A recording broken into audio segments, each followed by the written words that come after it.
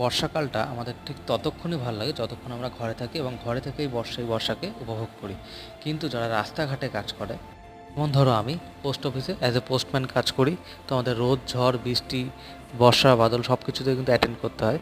সেরকম যারা Swiggy Zomato Zepto বা ব্লিঙ্কিট এসবে সাইকেল নিয়ে বা বাইক নিয়ে বৃষ্টির মধ্যে বেরিয়ে পড়ে, তাদের জন্য কিন্তু এই বর্ষাকালটা একদমই ভালো না। সমস্ত কাজ শেষে অফিস ফেরার পথে চলে আসলাম পুকুর পাড়ে। পুকুরের ওই ঘাটে দেখতেই পাচ্ছ কত ছেলে পেলে স্নান করছে।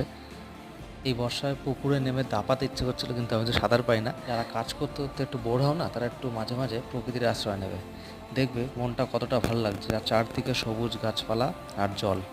কাক ভেজা বৃষ্টিতে কাজ করার পর অফিস থেকে বাড়ি গিয়ে তারপরে বেরিয়ে পড়লাম জিমে এসে মারলাম চেস্ট, তারপরে বাইসেপস।